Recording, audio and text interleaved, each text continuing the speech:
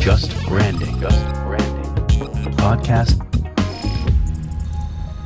Hello and welcome to Just Branding. Today we have Ian Bernard with us, who is a marketing strategist and the strategy director at Creative Business Company, where he helps develop and execute marketing plans through the power of brand strategy, positioning, planning, and analytical skills. Today, we're going to be discussing how to build big brands on small budgets, something Ian specializes in. But before we do, a little side story on how I came across Ian. I recently finished a mini MBA in brand management with Mark Ritson, and inside one of the modules was a reference to a brand report card, which a marketing professor at Harvard put together. So essentially what this report was, it was an extensive, well-researched academic essay on how to measure a brand's value in the marketplace, but it wasn't very practical. It wasn't very usable. So I didn't want to leave this where it was. So I looked for a more usable summary online. I Googled brand report card and I found Ian's website where he had a little PDF checklist summarizing this report card. And it was exactly what I was looking for. So I connected with Ian after finding that brilliant resource. Like, we got chatting, and soon after he sent me a 120-page deck all about growing big brands on small budgets. And here we are today. So we're going to discuss that very topic. So welcome to the show, Ian. Thank you very much. Great to be here. So can you just share with our audience a little bit more about you, your story, how you got to where you are? Yeah, sure. So I actually came to marketing pretty late in the game. Well, I didn't get started till I was 30. I started off in civil engineering, and long story short, I hated it. I was doing inspections and construction sites and that kind of thing, and I thought it was terrible. So I got out. I got an internship at an organization, and that kind of kickstarted this new career in marketing. So I've been in it now for 10 years. I've worked both in-house and client side. Most of my background was in digital advertising, e-commerce marketing. And I made the switch a couple of years ago to agency side. So now I'm a strategy director at the Creative Business Company. We're a brand performance agency based in Toronto, Canada. And we specialize in helping challenger brands grow and scale profitably. Before we get into brand performance, maybe we discuss, how you see brand and the lens you see that through. What's it mean to you? Like, how would you define it? Yeah, so I think because I'm more of a numbers guy, I guess, or maybe just I came into it from a different place, but I think of brand from a very business point of view, a very, very kind of dollars and cents point of view. I think a lot of people, the common perception of brand, I think, is telling wider, broader stories about a company, which is absolutely relevant and true. But I tend to look at it from the fact of what brand does for a company's bottom line, and what you're really doing with brand marketing or successful brand marketing is that you're building future demand. You're building a pipeline of future customers for your company, so that over the long term, you're going to have a constant source of new customers coming into the business who are willing to pay more for the products and services that you're offering. I guess that's why you wrote about the brand report card, because it's all about measurement, right? And if you're a numbers guy, it's very valuable to have that methodology on how you can measure brand, which is it's not discussed much, right? There's not much resource around how to measure brands. So maybe we can get into that report card a bit later, but the topic of today was how small brands can compete against larger market leaders. So what's your take on that?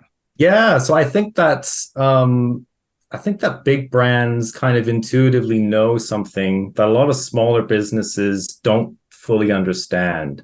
There's a secret to what they're doing that doesn't make sense to a lot of smaller brands, but is really what's driving this long-term growth that they can achieve.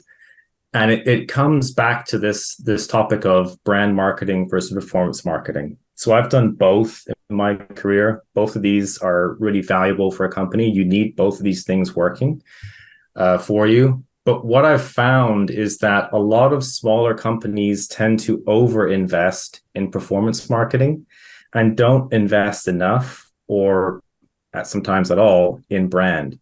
So Ian, could I just interrupt there, just so we have definitions of that for our listeners? What exactly is performance marketing? That's a good question. I think of performance marketing as it's usually digital marketing, but any kind of marketing where you are paying for an outcome, or a very or a certain target of person. So you're either paying when someone clicks or views or interacts with an ad somehow, and you have the ability to target them based on their behavior or their profile. Okay. So like lead gen sort of techniques, would you say, Ian? In other words, like so that everything's being tracked through from almost like from an early stage through, but you're paying, as you say, in the process. Hi, it's Matt, by the way. I should have probably introduced myself. Hi, everybody. Are we talking about lead generation as a focus when you talk about performance marketing, or is that slightly different? Lead generation, I'd say, is definitely a part of it. So it falls under the umbrella of performance marketing. But I would say that performance marketing can go a little bit beyond that. It's anything where you're paying for a specific outcome. So that could be generating a lead, someone giving their email address to you, filling out a form, or it could just be someone clicking on an ad, going to your landing page, and hopefully buying something. So this is more like bottom of the funnel, short-term sales. Would you say exactly that? Exactly. You're trying to get someone to take an action that's closer to the point of purchase. So let's contrast that with, brand marketing, and then we can talk about brand performance marketing, which is like a mix, I'm assuming.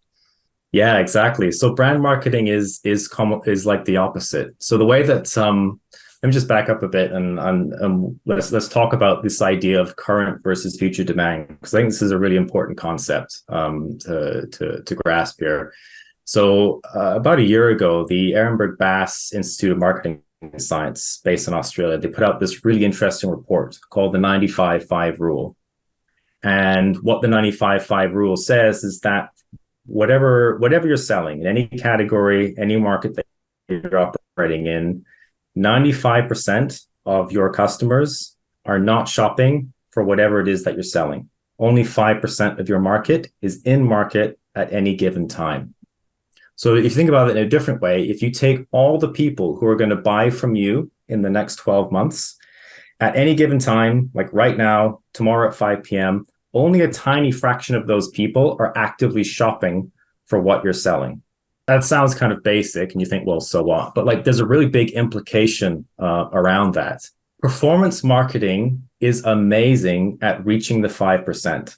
Okay, if I'm actively shopping for something, performance marketing is brilliant at sending me targeted ads for exactly what I'm looking for. That's the whole power behind it. I don't have to waste my money as a marketer on people who are not looking for whatever it is that I'm selling, right?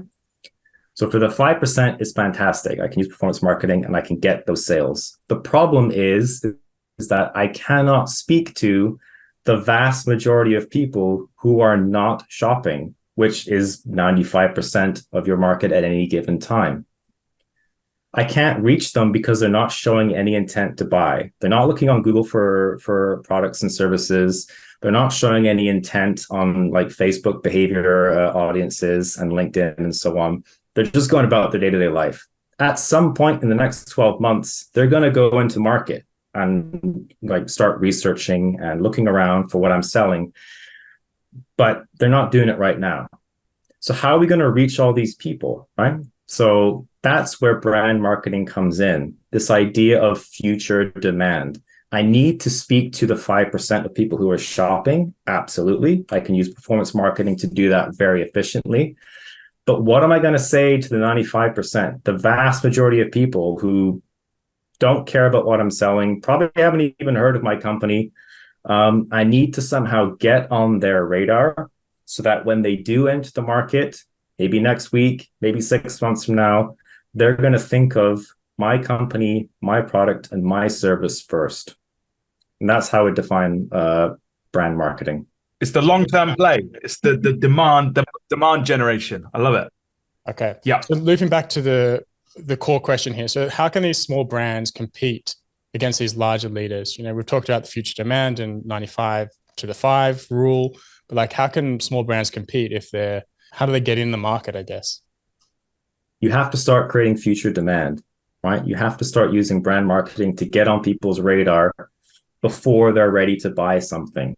Because what happens when you don't do that, if you're investing all your money into performance marketing, you're taking on the big guys at the most expensive point of the buying process. As soon as somebody raises their hand and says, I'm interested in whatever, I'm looking for toothpaste, I'm looking for a new car, I'm looking for insurance. Not only can you see that they're interested, not only can you bid on those keywords and those audiences, so can everyone else. And guess what? The market leaders have a lot more money than you do. They can afford to pay a lot more money.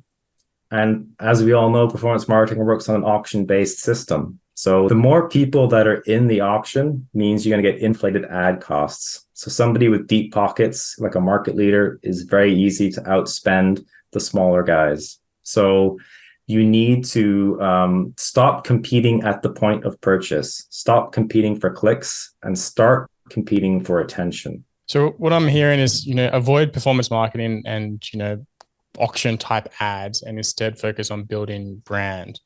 So how would we actually go about, well, correct me if I'm wrong, but how would a small business or small brand, focus on the brand marketing side and try to get away from performance marketing? You shouldn't ignore performance marketing or not use it. You absolutely need to use performance marketing because that's where your sales are going to come from, right? We all have weekly, quarterly targets that we need to hit. That's all going to come from the 5%. So the trick is not doing one or the other. We're not saying that brand marketing is better than performance marketing. These are both tools that you need to use simultaneously. And the trick is getting the right balance between the two. There's a great piece of research from these two guys called Les Binet and Peter Field in the UK. Long and short of it. It's called, exactly, 60-40 rule. So as a rule of thumb, when you have your marketing budget and you're trying to balance between brand and performance, there's actually a lot of data and science behind this.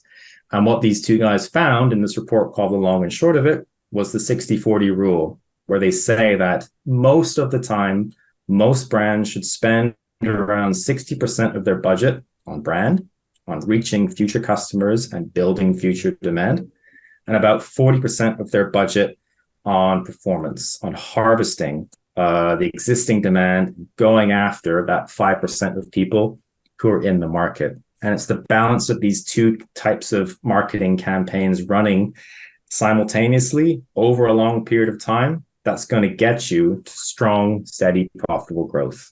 So it's interesting because when we talk about more top of the funnel, if we can call it that, brand marketing, as you've mentioned, what kind of activity would you suggest? Because what my kind of inclination in my brand strategist kind of brain is sort of ticking over in relation to how do you get inside somebody's head, right? And usually it's because you're different or better or both, ideally. And so innovation and product innovation has to kind of come to the fore. What are your thoughts on that side of things? Because that usually falls outside of the realm of the marketing team. And that's where I think brand gets a bad name because in effect, you've got loads of product people throwing stuff over the fence to marketing. And if it's not better or good, it's really tough for the marketing guys to then take that and really push forward in that demand gen space. What are your thoughts on that? I think that this is where the brand positioning becomes really important, if not crucial. So it goes back to the question of what do you say to somebody who's not ready to buy? They're not ready to buy. They don't care about your product features. They don't care about your services. They don't care. I'm not looking for a car. Don't show me the sales sheet of the new Ford Mondeo. It's not for me. So what can you say? And this is this is where having a brand positioning that can speak to not only what you do, but tell a bit of a larger story in an interesting way is crucial, right? If you think back to possibly the golden age of advertising, let's think of the 80s and the 90s, right? We had these big TV campaigns that were telling more of a story, in fact. Like a lot of these campaigns that you'd see on TV, some of them were talking about, product features and the specific value, but a lot of the times they were telling a larger story that connected to the product, but was really more a form of light entertainment. a lot of the best ads that we can remember were funny, maybe they were sad, they were interesting, they're a bit different. I mean, for me, I remember like the tango ads in the 90s, where some guy was just going around slapping people in the face. What's that got to do with a soft drink? I have no idea, but it was crazy. And, I remember it 20 years later. So you have to find a positioning for your brand, for your company, that is related somehow to what your product is, but you can kind of blow that out a little bit more and tell a bit more of an expansive story with it. Does that make sense to you guys? I mean, what do you guys think about that? Absolutely. Yeah. I mean, from my perspective, 100%, you've got to be noticed, haven't you? And to do that, you've got to be different and a bit unusual. Like you were saying with the tango ads, I remember like the Dr. Pepper ads where the catchphrase was, "What's the worst that can happen?" And of course, like these ads took place and someone picked up a Dr. Pepper can, and which was like a soft drink, like I don't know if it's just in the UK, but it's like a cherry cola kind of pop can. And yeah, stuff would happen, stuff would fall down, and it would just be crazy. And it's like, as you say, what on earth has that got to do with the drink? But the fact of the matter is we remember it, it's unusual, it's different, and it lodges in your brain. Did it make me buy Dr. Pepper? Maybe a little bit, because it was kind of a bit mad, and you want to try it at least, and I did actually like the taste. But, you've got to get that cut through. And so Jacob and I always preach, don't we, Jacob, about differentiation and trying to find that wider narrative, the story that you're trying to tell or help your audience tell is absolutely crucial. What do you think, Jacob? I agree as well. And I was going to ask Ian about, some examples of it, but you just did around Dr. Pepper and that other ad, but just bringing this back for a small brand, like how would they go about positioning themselves to make them different, right? What's the process that you help your clients go through, for example, Ian? We do have a firm process that we use at the Creative Business Company. And all right, I'll break it down. We'll go by step. Every time we start a new positioning project, I open up a new Google Slides deck and I put 4 slides in the deck. And the slides say company, customer, context. Just go and dump as much information as I can find on the client into that deck. And by the end of it, I'll have between 50 and 100 slides, which gives me the 4 C's of marketing, right? I have a pretty good view of like what the company's about, what are they selling, what makes them different, what are the people in the category doing, and what's going on in the larger world that connects to these, the services and the brand. That allows you to build a basic benefit ladder. So you guys probably have used benefit ladders a lot, but they're often used in advertising to come up with campaign ideas. We actually use them in a slightly different way for positioning. So out of this deck, this research deck that we have, we're going to create a benefit ladder, and we start at the bottom with the audience. We're going to put on who's the buyer that's most relevant for this brand, right? We'll list them at the bottom. We'll add a row on top and we'll say, what are the problems that each of these buyers are facing, right? What's related to, what we're selling. So we did a project recently for a workforce management company. And they're obviously selling workforce management software to help companies schedule their employees. At the bottom, we had their audience. There was the employees themselves who would use the workforce management platform to schedule their shifts. There was the managers who would use the platform to schedule shifts, schedule the employees on a weekly basis. And then we had the headquarters. Headquarters were the buyers. They were the operations people who would kind of, set up the system, then train the managers on it. So those were our 3 targets in the audience. Above that, we said, what are the problems that each of these audiences is having? And then above that, on the 3rd row, we said, how does our software, how does this client, this brand solve each of these problems with their service? Once you have the bottom, you can start building up on that, more kind of less tangible and emotional benefits here, right? So, we have the audience, we're solving a specific problem for that audience. How does that make them feel? What difference does that make in their life? Like, they get more time back. They have more time to, do more important work. They're not so worried about missing shifts, or it's not such a hassle to, schedule every week. And it allows you to kind of build up this larger picture of like, what is the benefit here of this product, so that we don't have to talk about, you know, specific product features, which can get a bit boring and again, not very relevant to people who aren't ready to buy. But you can get to a place where there's a larger picture about like, what's the difference? What's the value in this? You know, what can we offer to people that's going to make their lives, you know, better, easier, make scheduling faster. And it serves as like a jumping point for a larger creative idea. The 4Cs, you had one that I wasn't that familiar with, the context one. So what are you putting on your context slide? Context can be anything that's going on in the world that is related to the service. So a different example, we worked for a healthcare, a fertility clinic platform. So it was a platform that was offered online services for fertility clinics. And the context for that was like, what's going on in healthcare globally, right? We were looking at like nurses, for example. So the people that work at these clinics, what are some of the pressures that they're being exposed to? In their case, it could be like, you know, healthcare cuts we're seeing in North America and Europe. Nurses have an incredibly difficult job. They're under a lot of stress. They're under actually a lot of abuse. It's one of the most dangerous jobs, which I was surprised to find out doing the research. Like a lot of nurses quit because of mental health issues, or they just get physical. There's a lot of violence against healthcare practitioners. Like crazy stuff, but like all things that you can use to understand your prospects better and where they're coming from, understand what their needs and their issues are, but B, kind of like use them as hooks to tell a bit of a larger, more interesting story. The key word there is understand. So you're looking at all those different areas, you know, your customer, the company, the category and context, and then using that information and those insights to as a jumping board, right, to get into the creative process. Exactly. Well, thank you for that. Matt, did you have any questions? Otherwise, I'll jump straight back into a few of the other ones.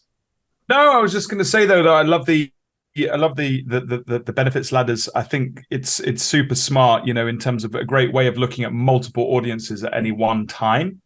And then, as you say, looking at the different layers and then trying to find commonality, particularly at the higher end where you're going into emotion, the feelings that people are get out of working with the brand. I think that's a great technique. I've used it a few times and brilliant for briefing creatives, like, you know, because if you can find a common thread, like you're like, hey, this is all about, you know, saving time or whatever it might be, which gives people a sense of accomplishment, you know. So there we are. That's the core narrative. Let's never lose sight of that. So I just love that. So Ian, thanks for walking everybody through that. Fantastic. All right. So we've talked about the 60-40 rule, the 95-5 rule, some of the, how to go about positioning. So I guess we can talk about mistakes, right? What mistakes do you see small brands making with advertising? Well, I guess just to kind of, you know, go back to the beginning, I think that they invest too much in performance marketing. And I think it's worthwhile just explaining why, because like it on the surface is a very irrational decision. So like, why do brands invest so much in performance marketing in the first place? Well, because it's affordable, accountable, and measurable. All things which brand marketing typically hasn't been in the past. So brand marketing has a pretty bad reputation. And a lot of that is probably deserved, to be honest. I think the major shift that we've seen in the past 15, 20 years is, I mean, obviously the introduction of digital advertising, but this higher level of accountability that just wasn't possible before, that performance marketers have really embraced. So I can see it making total sense to a small business who doesn't have £1 million or $1 million budget, saying, look, like, I need to get some results here. I can't afford to go on TV. Like, I can't afford to do that kind of thing. Like, what I can afford to do is go on Facebook. I can advertise on Google. I can advertise on LinkedIn. It makes total sense. I don't have to waste my money targeting people who are not my customers, who are not going to buy from me. So, you know, as I said, it's a perfectly rational and sensible thing to do. But I guess what they miss out on is this future demand. And I think that's one of the reasons why it's so difficult for smaller companies to scale profitably. I think a lot of people tend to hit a growth ceiling, which is typically when you kind of max out the 5%, right? So if I'm just running performance marketing for 12 months a year, there's only so many people that there's only 5% of the market that I can realistically hit. I think the issue is once you max out the number of in-market shoppers, you need to switch to brand marketing and building future demand. And I think that's where a lot of smaller companies miss the opportunity a little bit. I'm trying to make this actionable for some small brands. So like, well, if I'm not going to be doing performance marketing, how do I actually go about doing brand marketing? What would be some actionable steps or tips that you would say to do for these small businesses?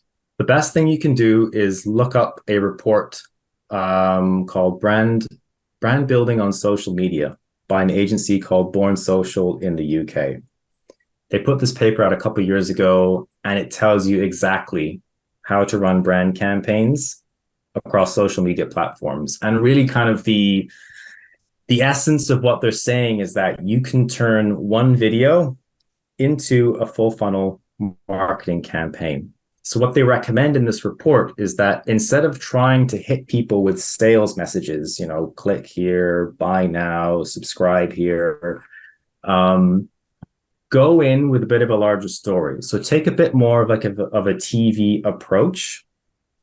Find an opportunity to create a 30 or 60-second video ad that's going to be interesting or funny or different, that somehow relates to your product but isn't trying to sell your product today. And then use the digital video to deliver that to the widest possible audience that you can afford with your budget. So you can run video ads on Facebook. You can run video ads on YouTube. You can even run video ads on LinkedIn. And what you're doing here is that you're not trying to convert people today. You're not expecting people to watch the video and then rush out to the shops and buy what you're selling. But what you are trying to do is just get stuck in their heads, introduce them to who you are, to your brand, to your products and your services, say something interesting, unique, or funny, so that they will think of you when they are ready to buy in the future. So essentially, a long story short, you're running a TV campaign on digital video. I love it. I think that's so good. I also think it's really interesting because when you deploy this, I'm just looking at it from my business. So I'm a solo consultant, right? And I'm fully signed up to everything that you're talking about here. So I would definitely say I have what I call lurkers who are watching me, and they're not ready to buy, right? Like my target audience is kind of maverick CEOs who want to make a dent in the universe. And, mainly the problem I solve for them is misalignment in their teams, okay, using brand thinking. Now, what happens is some CEOs, their teams are all aligned, they're flying, they're super happy.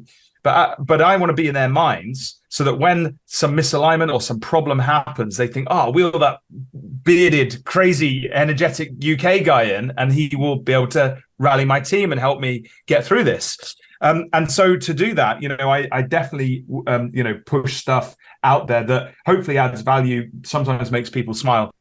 But most of the time is just reminding them that I exist because they've followed me or contacted me, and hopefully sharing something of value and of interest so that when they are in the time to buy, it's not a question of could Matt do this? It's a question of can we afford Matt? That's the ideal. That's the hope.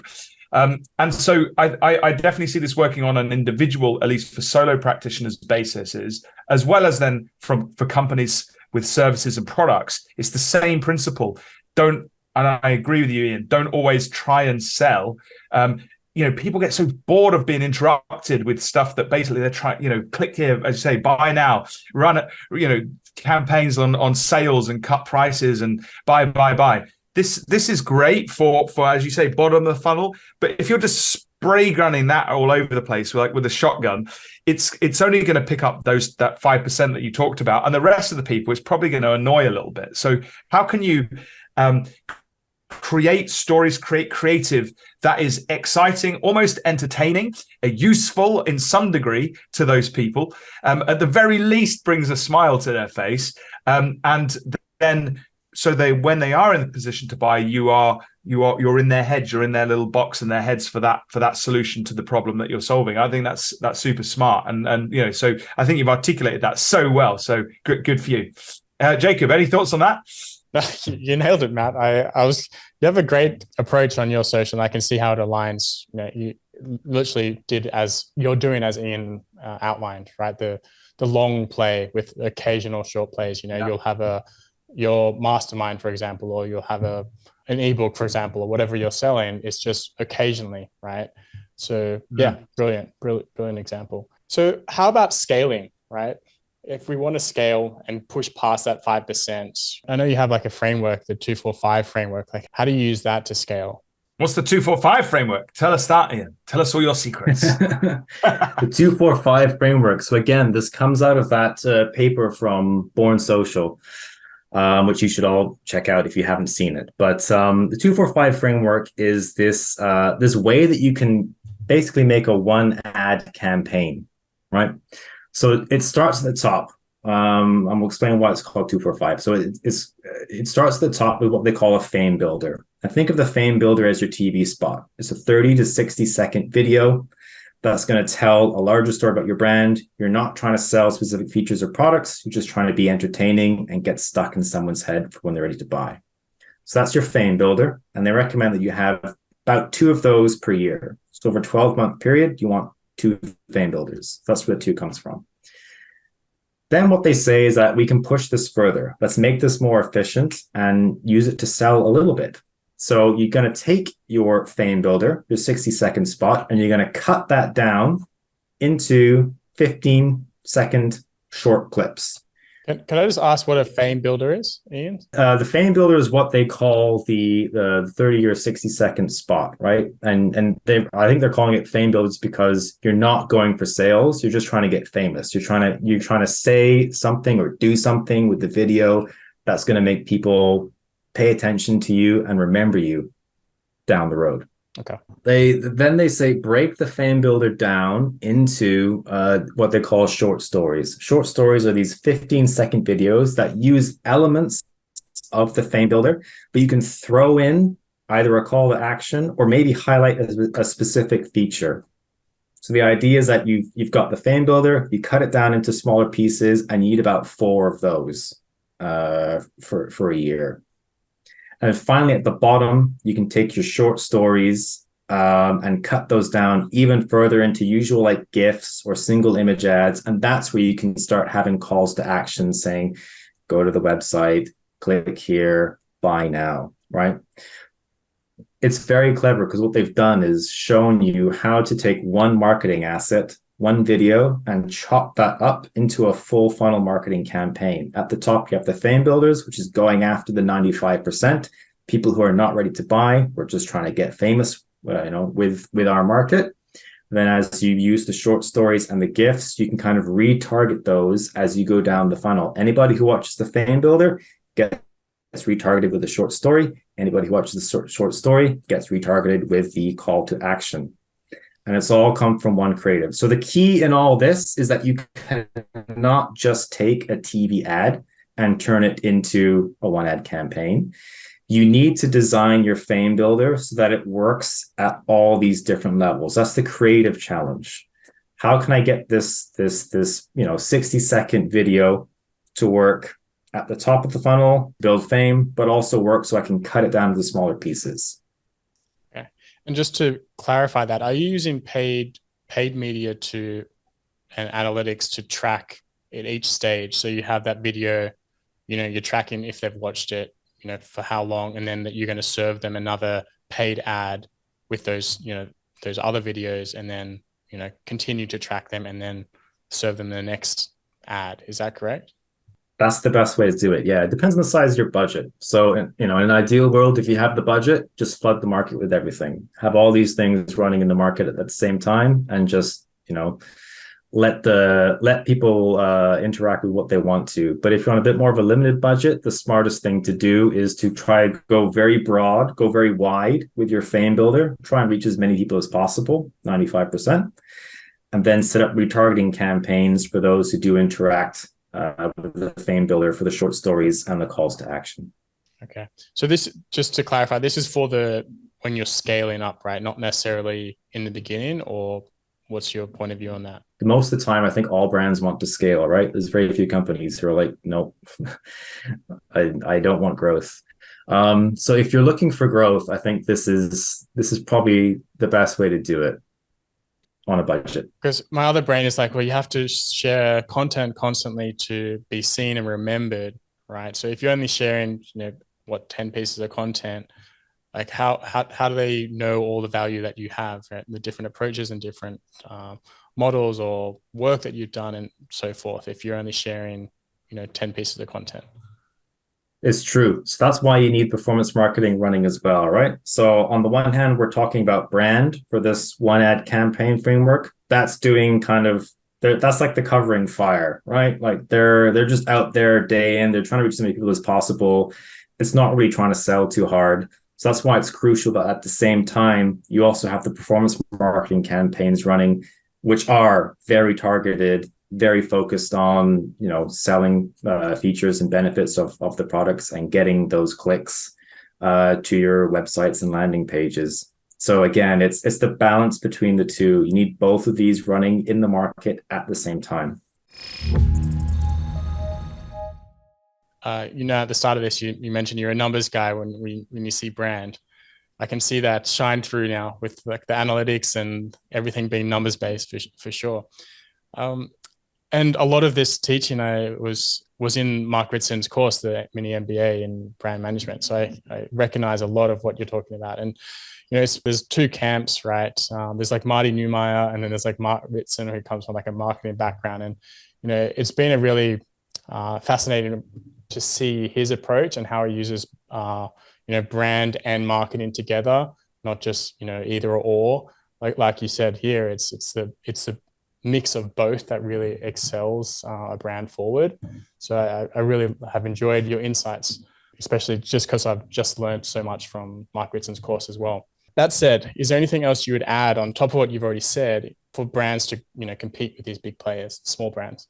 I'd say that for this to really work, you need to be distinct and you need to be different. I know both of you have mentioned this earlier as well, but it is crucial. As a challenger brand or as a small brand, you cannot afford to look, sound, feel, or act like the big players. And that's really hard to do, right? Because everyone wants to mimic the market leaders, right? If you're in tech, everyone wants to be Apple. I don't know, like strategically, it makes no sense. It drives me nuts. I don't know. It's like the most, I don't know, maybe it's just to me, it's like the most obvious thing not to do. Most businesses, I work a lot in B2B, and literally it's like, what do? We are the small guys, we've got this new product.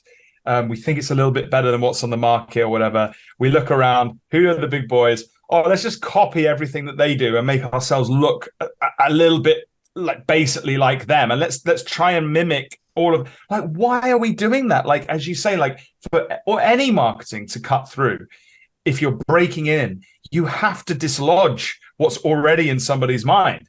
And to dislodge it, you have to kind of shock, surprise, be very unusual, very different, make laugh, almost bring disgust into it, whatever it might be, just so that somebody's just like, what is that? And then you can start telling your story. And obviously it has to be relevant and interesting. But yeah, why do they do it, Ian? Why do we automatically do that as humans, just copy?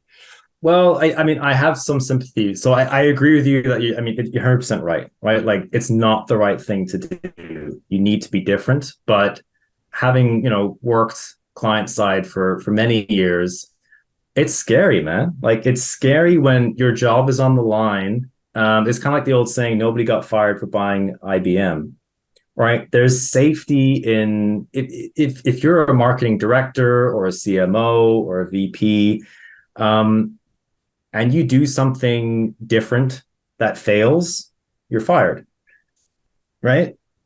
Like if you come out with this crazy brand advertising campaign that looks like nothing else, and you're done, right? If it doesn't work. However, if you bring out a campaign that looks like everybody else's and it doesn't work, well, then no one can really point any fingers at you. So I think it's a very natural and human and legitimate, I guess, problem or concern that people have. But it's still not going to help you any. Yeah, I was just going to say, I don't. You're right. We should be empathetic to the marketeers out there that do that, and I get that. I don't blame them. What I look at is the leadership teams, and this is where I spend most of my time. It's like if I'm a leader in an organization, right? I don't care which side of the organization. I may not even be over marketing, okay? And I'm looking at my organization, and then I'm have a bit of an understanding of the competitor set that I'm up against, and we look similar. Like, surely a leader on the C-suite would be like, guys, we need to be a little bit different here if we're going to dislodge our, if we're going to dislodge the number one in this category, and we need to do that across, in my humble opinion, across all aspects of the business, from the customer experience right through to the product, right through to the way that we position and market ourselves. But it's rare that happens. I think you're right, Ian. It's a question of fear and concern. And often when you try something new, there isn't data immediately, a track record of data to back up what you're about to do.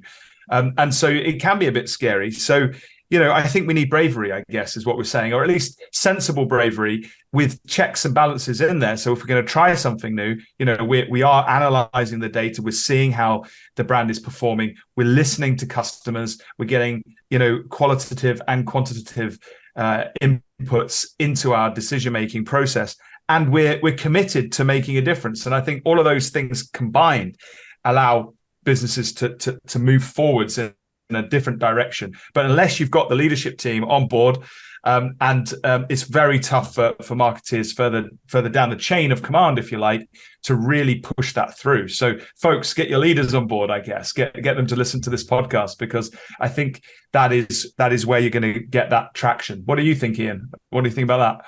Yeah, no, I totally agree. I think one of the things that we do with clients is that we help them build the business case for brand marketing. So there's yes, the business case for brand marketing. And I think that some of the responsibility does have to come back on our shoulders as marketers. So yes, should leadership be kind of more on board with this, being different? Absolutely. However, if they're not on board, it's our jobs to get them on board, and we need to present things to them in a way that they're going to understand and appreciate. What I see a lot from, other agencies and, from previous experience is that the agency comes in with a very marketing point of view. They talk about brand in terms of emotions and making a splash. Like, the CFO doesn't care about that. Like, the CEO is just going to shake their head and be like, what are you guys talking about? Increased brand awareness. What's that going to get me? I mean, and it's not to say that these things aren't valuable, but you have to make a more of a numbers-based or a rational argument for why you need brand marketing to succeed and grow as a business, which is, why I think these terms like future demand, the 95-5 rule, 60-40 rule are all very, very helpful, because it allows you to use the language of the boardroom to make the case for brand marketing. So I've got a follow-up question, Ian, on that, and you're going to hate this one, but I'm going to throw it at you anyway, and feel free to dodge it if you want. But going back to that point on, the CFO, like they're not going to care, he or she is not going to care. But they will care about ROI. And me and Jacob often talk about this, like the ROI of brand. Like, I get it with leadership teams. Like, well, what's the ROI if we get, if we sit down and do some positioning and strategy workshops? I'm like, I have to admit, I don't know, right, what the exact ROI will be. But I'm telling you that all successful brands have done thinking in terms of their positioning and their strategy. And so I yes, some not all brands will do that. Most will fail, right? Even if they've got that, but the ones that succeed will have done that really, really well and really considered it. What are your thoughts, Ian? Like, how do you defend the ROI question on that? And, particularly if you've got somebody who's particularly, return on investment focused, how do you help move the dial? I think on I could business answer case? that, Matt, because I've seen his pitch deck that I mentioned at the start of this. There's 120 pages that that make the case for it. Yeah, it's very in depth. There's a lot of graphs, and it's there's numbers to it, right? It's not just emotion. There's numbers. But Ian, I'm sure you can talk about it in much more detail. No, you're absolutely right, and you've done the course as well. So it's to answer your question, we basically use custom funnels. You can use custom funnels to predict the ROI of brand marketing before you even launch the campaigns. And there's a whole, you have to read the deck or take the mini MBA course to kind of figure out how to do that in depth. But long story short, there is a way that you can show the impact that brand campaigns can have on the bottom line in a way that the CFO will understand, appreciate, and hopefully buy into. Maybe we can pull out a few things from that deck that you think are the strongest, just so we have some context, because obviously we can't go through every single page and case study, but what are the most powerful stats or graphs or pages that you'd recommend people use to make the case for brand marketing? Ooh, it's a long deck. I would say, I think the most interesting thing was one of the case studies. So it didn't feature pretty heavily in the deck, but it's a good example of how this can all work together. So we did a brand campaign a couple of years ago for a charity in Canada called Penny Appeal. They're a Muslim charity that raises money for projects all around the world. And in the charity space, and especially in the Muslim charity, Ramadan is the big month, right? That's where Muslims around the world will donate to charity as part of their religion. And Penny Appeal have been running campaigns for a couple of years, digital marketing campaigns around the run of Ramadan to build awareness and get donations for their operations. And we designed a brand campaign that actually helped them. I forget what the numbers were, but it was just like insane levels of growth, 350% increase in revenue from donations, 50% more higher donation value year over year.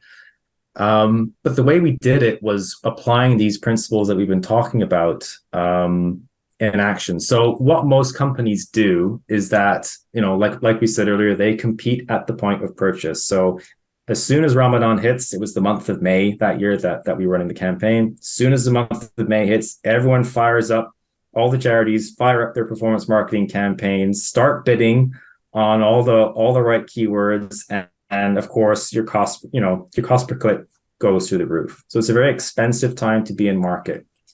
So we said we need to be smarter than that. What we're going to do is that the month before Ramadan in April, we're going to create a brand campaign. We're going to use the 245 video framework. We're going to make a 60-second fame builder. We're going to chop it down to short stories and then more specific calls to action. And we're going to target every Muslim in Canada for the month of April. We're going to do this so that we can build awareness. We can introduce them to the brand. We can get on their radar. And we can also build a massive retargeting list that we can use once we get into the donation period. And of course, once May hits, we turned on our performance campaigns, shifted spend from brand into performance, and then kind of really utilize that big retargeting campaign that we use to drive, a lot more donations and donations at a much lower cost per acquisition than they've had before. So it was a huge success. And if we have a case study on our website, if people want to read a bit more about that and see the numbers. Oh, that's a brilliant way to summarize all of this, Ian, just everything we've talked about and how you've applied it. And there's a case study as well. So I think that's definitely recommended to read to see how it all comes together if you're curious. Thank you, Ian. I think we can probably wrap up here unless there's anything else you'd like to add. The last question would be where people can find you in that case study. Sure. Check out our website, creativebusinesscompany.com. You can find case studies. We also have more reports and white papers. I have a white paper called How to Build a Big Brand on a Small Budget. And we also have one on positioning called How Challengers Can Position for Growth. Thank you so much, Ian. Amazing. Well, thanks so much. Yeah, it's been great having you on, Ian. Thanks for sharing your knowledge and for coming on. We really appreciate it. No problem. Thank you very much to you both, guys. I appreciate you reaching out and the opportunity to chat. It was a good time. I had fun. For sure. Thank you. All the best.